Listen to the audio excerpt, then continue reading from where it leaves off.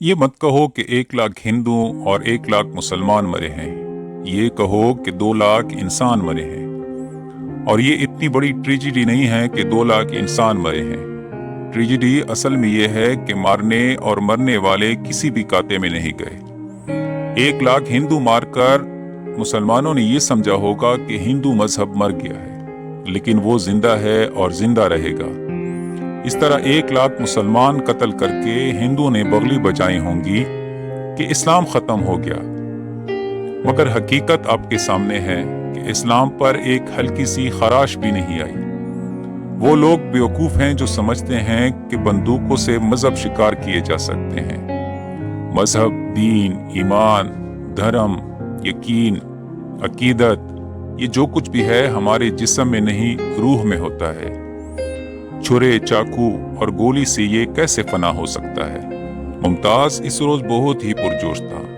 ہم صرف 3 تھے جو اسے جہاز پر چھوڑنے کے لیے آئے تھے۔ وہ ایک غیر متعین عرصے کے لیے ہم سے جدا ہو کر پاکستان جا رہا تھا، پاکستان جس کے وجود کے متعلق ہم میں سے کسی کو وہم و گمان بھی نہ تھا۔ ہم تینوں ہندو تھے۔ مغربی پنجاب میں ہمارے رشتہ داروں کو بہت مالی اور جانی نقصان اٹھانا پڑا تھا۔ غالباً یہی وجہ ہے کہ ممتاز ہم سے جدا ہو رہا تھا۔ جگل کو لاہور سے خط ملا کہ فسادات میں اس کا چاچا مارا گیا ہے، تو اس کو بہت صدمہ ہوا۔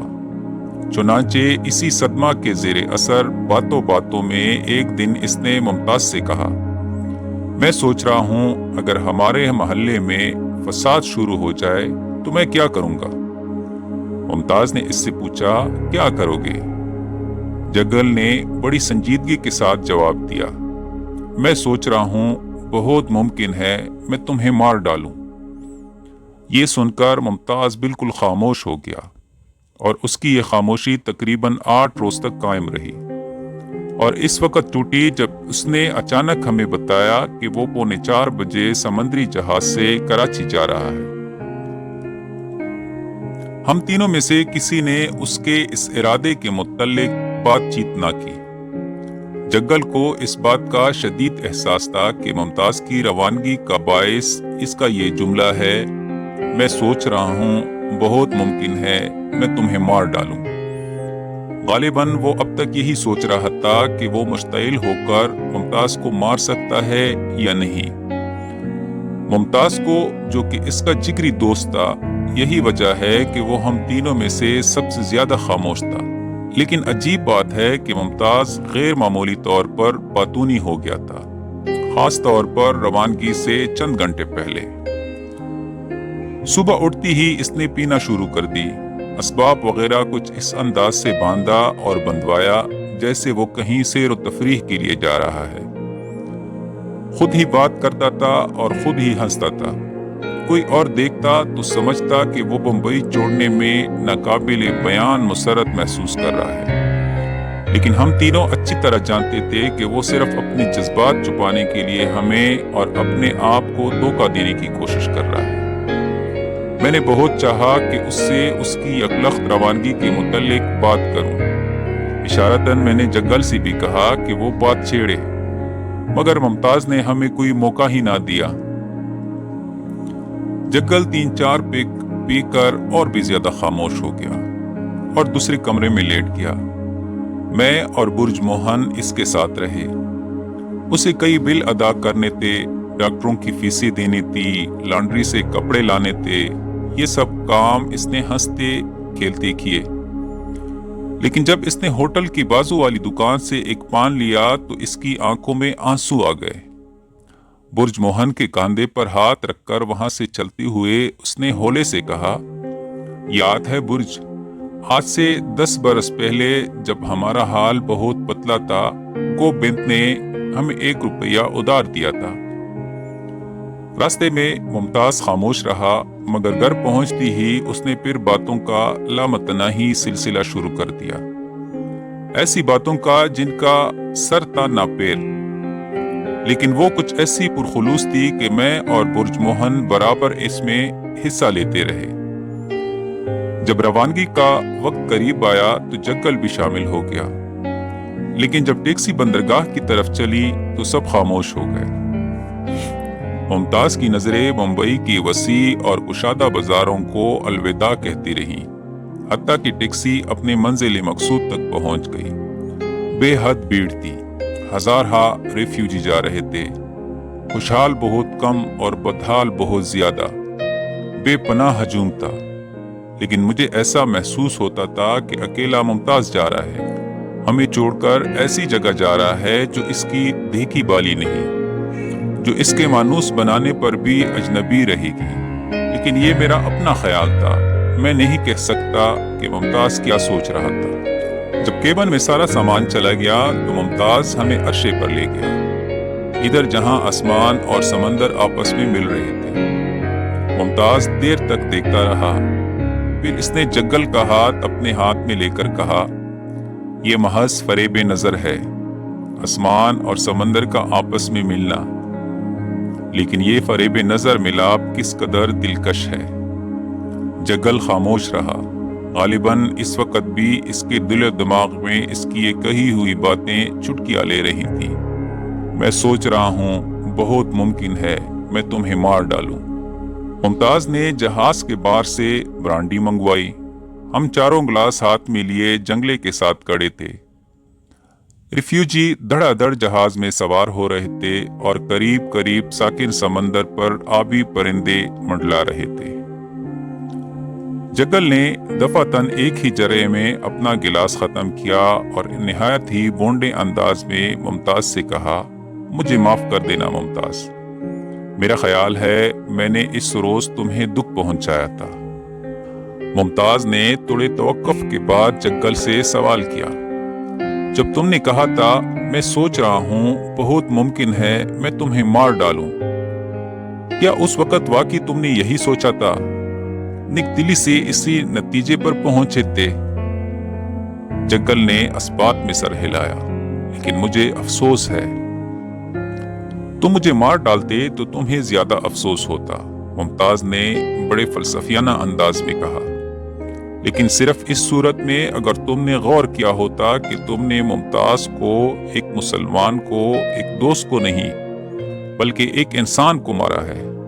وہ اگر حرام زادہ تھا تو تم نے اس کی حرام زادگی کو نہیں بلکہ خود اس کو مار ڈالا ہے۔ وہ اگر مسلمان تھا تو تم نے اس کی مسلمانی کو نہیں اس کی ہستی کو ختم کیا ہے۔ اگر اس کی لاش مسلمانوں کے ہاتھ آتی تو قبرستان میں ایک قبر کا اضافہ ہو جاتا، لیکن دنیا میں ایک انسان کم ہو جاتا۔ تھوڑی دیر خاموش رہنے اور کچھ سوچنے کے بعد اس نے پھر بولنا شروع کیا، ہو سکتا ہے میرے ہم مذہب مجھے شہید کہتے، لیکن خدا کی قسم اگر ممکن ہوتا تو میں قبر پاڑ کر چلانا شروع کر دیتا، مجھے شہادت کا یہ رتبہ قبول نہیں، مجھے یہ ڈگری نہیں چاہیے جس کا امتحان میں نے دیا ہی نہیں۔ لاہور میں تمہارے چچا کو ایک مسلمان نے مار ڈالا، تم نے یہ خبر ممبئی میں سنی اور مجھے قتل کر دیا۔ بتاؤ تم اور میں کس تمغے کے مستحق ہیں؟ اور لاہور میں تمہارا چاچا اور اس کا قاتل کس خلعت کا حقدار ہے؟ میں تو یہ کہوں گا، مرنے والے کتے کی موت مرے اور مارنے والوں نے بیکار، بالکل بیکار اپنے ہاتھ خون سے رنگے۔ باتیں کرتے کرتے ممتاز بہت جذباتی ہو گیا، لیکن اس زیادتی میں خلوص برابر کا تھا۔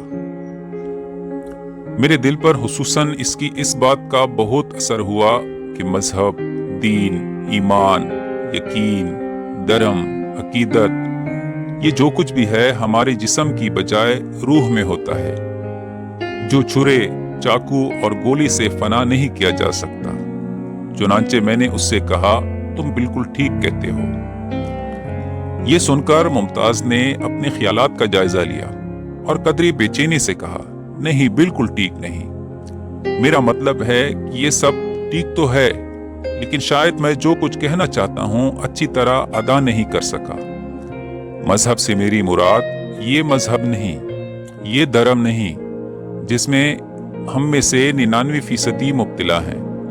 میری مراد اس خاص چیز سے ہے جو ایک انسان کو دوسرے انسان کے مقابلے میں جداگانہ حیثیت بخشتی ہے۔ وہ چیز جو انسان کو حقیقت میں انسان ثابت کرتی ہے۔ لیکن یہ چیز کیا ہے؟ افسوس ہے کہ میں اسے ہتھیلی پر رکھ کر نہیں دکھا سکتا۔ یہ کہتے کہتے ایک دم اس کی آنکھوں میں چمک سی پیدا ہوئی اور اس نے جیسے خود سے پوچھنا شروع کیا، لیکن اس میں وہ کون سی خاص بات تھی؟ کٹر ہندو تھا، پیشہ نہایت ہی ذلیل، لیکن اس کے باوجود اس کی روح کس قدر روشن تھی۔ میں نے پوچھا کس کی؟ ایک بڑوے کی۔ ہم تینوں چونک پڑے۔ ممتاز کے لہجے میں کوئی تکلف نہیں تھا، اس لیے میں نے سنجیدگی سے پوچھا، ایک بڑوے کی؟ ممتاز نے اسبات میں سر ہلایا۔ مجھے حیرت ہے کہ وہ کیسا انسان تھا، اور زیادہ حیرت اس بات کی ہے کہ وہ عرف عام میں ایک بڑوا تھا، عورتوں کا دلال، لیکن اس کا ضمیر بہت صاف تھا۔ ممتاز تھوڑی دیر کے لیے رک گیا، جیسے وہ پرانے واقعات اپنے دماغ میں تازہ کر رہا ہو۔ چند لمحات کے بعد اس نے پھر بولنا شروع کیا۔ اس کا پورا نام مجھے یاد نہیں، شاید سہائے تھا۔ بنارس کا رہنے والا، بہت ہی صفائی پسند۔ وہ جگہ جہاں وہ رہتا تھا وہ بہت چھوٹی تھی، مگر اس نے بڑے سلیقے سے اسے مختلف خانوں میں تقسیم کر رکھا تھا۔ پردے کا معقول انتظام تھا، چرپائیاں اور پلنگ نہیں تھے، لیکن گدیلے اور گاؤ تکیے موجود تھے۔ چادریں اور غلاف وغیرہ ہمیشہ اجلے رہتے تھے۔ نوکر موجود تھا، مگر صفائی وہ خود اپنے ہاتھ سے کرتا تھا۔ صرف صفائی ہی نہیں، ہر کام، اور وہ سر سے بلا کبھی نہیں ٹالتا تھا، دھوکہ اور فریب نہیں کرتا تھا۔ رات زیادہ گزر گئی ہے اور آس پاس سے پانی ملی شراب ملتی ہے تو وہ صاف کہہ دیتا تھا کہ صاحب اپنے پیسے ضائع نہ کیجیے۔ اگر کسی لڑکی کے متعلق اسے شک ہو تو وہ چھپاتا نہیں تھا۔ اور تو اور اس نے مجھے یہ بھی بتا دیا تھا کہ وہ 3 برس کے عرصے میں 20,000 روپے کما چکا ہے، صرف 10 میں سے 2.5 کمیشن لے لے کر۔ اسے صرف 10,000 اور بنانے تھے۔ معلوم نہیں صرف 10,000 اور کیوں، زیادہ کیوں نہیں۔ اس نے مجھ سے کہا تھا کہ 30,000 روپے پورے کر کے وہ واپس بنارس چلا جائے گا اور کپڑے کی دکان کھولے گا۔ میں یہ بھی نہیں کہہ سکتا کہ وہ صرف کپڑے ہی کی دکان کھولنے کا آرزومند کیوں تھا۔ میں یہاں تک سن چکا تو میرے منہ سے نکلا، عجیب و غریب آدمی تھا۔ ممتاز نے اپنی گفتگو جاری رکھی۔ میرا خیال تھا کہ وہ سر تپا بناوٹ ہے، ایک بہت بڑا فراڈ ہے۔ کون یقین کر سکتا ہے کہ وہ ان تمام لڑکیوں کو جو اس کے دندے میں شریک تھی اپنی بیٹیاں سمجھتا تھا۔ یہ بھی اس وقت میرے لیے بعید از وہم تھا کہ اس نے ہر لڑکی کے نام پر پوسٹ آفس میں سیونگ اکاؤنٹ کھول رکھا تھا اور ہر مہینے کل آمدنی وہاں جمع کراتا تھا۔ اور یہ بات تو بالکل ناقابل یقین تھی کہ وہ 10-12 لڑکیوں کے کھانے پینے کا خرچ اپنی جیب سے ادا کرتا تھا۔ اس کی ہر بات مجھے ضرورت سے زیادہ بناوٹی معلوم ہوتی تھی۔ ایک دن میں اس کے یہاں گیا تو اس نے مجھ سے کہا، امینہ اور سکینہ دونوں چھٹی پر ہیں، میں ہر ہفتے ان دونوں کو چھٹی دے دیتا ہوں تاکہ باہر جا کر کسی ہوٹل میں ماؤس وغیرہ کھا سکیں۔ آپ تو جانتے ہیں سب وشنو ہیں۔ میں یہ سن کر دل ہی دل میں مسکرایا کہ مجھے بنا رہا ہے۔ ایک دن اس نے مجھے بتایا کہ احمد آباد کی اس ہندو لڑکی نے، جس کی شادی اس نے ایک مسلمان گاہک سے کرا دی تھی، لاہور سے خط لکھا کہ داتا صاحب کے دربار میں اس نے ایک منت مانی تھی جو پوری ہوئی۔ اب اس نے سہائی کے لیے منت مانی ہے کہ جلدی جلدی اس کی 30,000 روپے پورے ہوں اور وہ بنارس جا کر کپڑے کی دکان کھول سکے۔ یہ سن کر تو میں ہنس پڑا۔ میں نے سوچا چونکہ میں مسلمان ہوں اس لیے مجھے خوش کرنے کی کوشش کر رہا ہے۔ میں نے ممتاز سے پوچھا، تمہارا خیال غلط تھا؟ بالکل، اس کے قول فعل میں کوئی بات نہیں تھا۔ ہو سکتا ہے اس میں کوئی خامی ہو، بہت ممکن ہے اس سے اپنی زندگی میں کئی لازشیں سرزد ہوئی ہوں، مگر وہ ایک بہت ہی عمدہ انسان تھا۔ جگل نے سوال کیا، یہ تمہیں کیسے معلوم ہوا؟ اس کی موت پر، یہ کہہ کر ممتاز کچھ عرصہ کے لیے خاموش ہو گیا۔ थोड़ी देर के बाद इसने उधर देखना शुरू किया जहां आसमान और समंदर एक धुंधली सी आगोश में सिमटे हुए थे। फसादात शुरू हो चुके थे। मैं अलग सुबह उठकर भिंडी बाजार से गुजर रहा था। कर्फ्यू के बायस बाजार में आमद-ओ-रफ्त बहुत कम थी। ट्राम भी नहीं चल रहे थे। टैक्सी की तलाश में चलते चलते जब मैं जे अस्पताल के पास पहुंचा तो फुटपाथ पर एक आदमी को मैंने बड़े से टोकरे के पास गठरी सी बनी हुए देखा। मैंने सोचा कोई पार्टी वाला मजदूर सो रहा है, लेकिन जब मैंने पत्थरों के टुकड़ों पर खून के लुतड़े देखे तो रुक गया। वारदात कत्ल की थी। मैंने सोचा अपना रास्ता लूं, मगर लाश में हरकत पैदा हुई। मैं फिर रुक गया। आसपास कोई न था। मैंने झुककर उसकी तरफ देखा। मुझे सहाय का जाना पहचाना चेहरा नजर आया, मगर खून के धब्बों से भरा हुआ। मैं इसके पास फुटपाथ पर बैठ गया और गौर से देखा। इसकी टोल की सफेद कमीज जो हमेशा बेदाग हुआ करती थी, लहू से लतड़ी हुई थी। जख्म शायद पसलियों के पास था। उसने होले होले कराहना शुरू कर दिया तो मैंने एहतियात से इसका कंधा पकड़कर हिलाया, जैसे किसी सोते को जगाया जाता है। एक दो बार मैंने उसको नामुकम्मल नाम से भी पुकारा। मैं उठकर जाने ही वाला था कि उसने अपनी आंखें खोली। देर तक वो इन आध-खुली आंखों से टिटकी बांधे मुझे देख रहा। फिर एकदम इसके सारे बदन में तशन्नुज की सी कैफियत पैदा हुई और इसने मुझे पहचान कर कहा, आप? मैंने इससे ऊपर तले बहुत सी बातें पूछना शुरू कर दी। वो कैसे इधर आया? किसने इसको जख्मी किया? कब से वो फुटपाथ पर पड़ा है? सामने अस्पताल है, क्या मैं वहां इत्तला दूं? इसमें बोलने की ताकत नहीं थी। जब मैंने सारे सवाल कर डाले तो कराहते हुए इसने बड़ी मुश्किल से ये अल्फाज कहे, मेरे दिन पूरे हो चुके थे।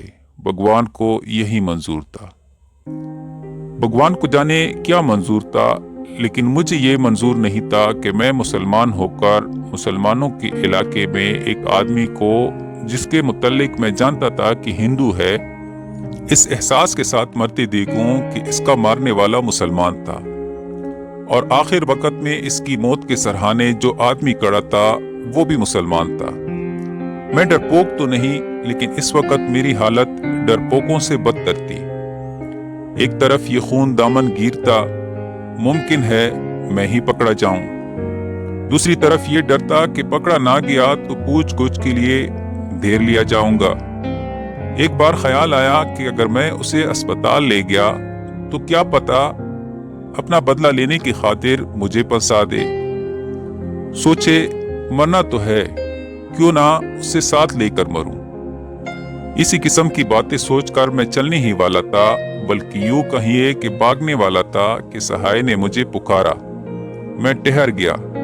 ना ठहरने के इरादे के बावजूद मेरे कदम रुक गए। मैंने उसकी तरफ इस अंदाज से देखा गोया इससे कह रहा हूं, जल्दी करो मियां, मुझे जाना है। इसने दर्द की तकलीफ से दोहरा होती हुई बड़ी मुश्किलों से अपनी कमीज के बटन खोले और अंदर हाथ डाला, मगर जब कुछ और करने की इसमें हिम्मत ना रही तो मुझसे कहा, इधर की जेब में कुछ जेवर और 1200 रुपए हैं। ये सुल्ताना का माल है। मैंने एक दोस्त के पास रखा हुआ था। आज उसे भेजने वाला था, क्योंकि आप जानते हैं खतरा बहुत बढ़ गया है। आप उसे दे दीजिएगा और कहिएगा फौरन चली जाए, लेकिन अपना ख्याल रखिएगा। मुमताज खामोश हो गया, लेकिन मुझे ऐसा महसूस हुआ कि उसकी आवाज सहाय की आवाज में जो जे अस्पताल के फुटपाथ पर उभरी थी, दूर उधर जहां आसमान और समंदर एक धुंधली सी आगोश में मदगम थे, हल हो रही है। जहाज ने विसल दिया। मुमताज ने कहा, मैं सुल्ताना से मिला, उसको जेवर और रुपया दिया तो उसकी आंखों में आंसू आ गए। जब हम मुमताज से रुखसत होकर नीचे उतरे तो वो अर्शे पर जंगले के साथ खड़ा था। इसका दाहिना हाथ हिल रहा था। میں جگل سے مخاطب ہوا، کیا تمہیں ایسا معلوم نہیں ہوتا کہ ممتاز سہائی کی روح کو بلا رہا ہے ہم سفر بنانے کے لیے؟ جگل نے صرف اتنا کہا، کاش میں سہائی کی روح ہوتا۔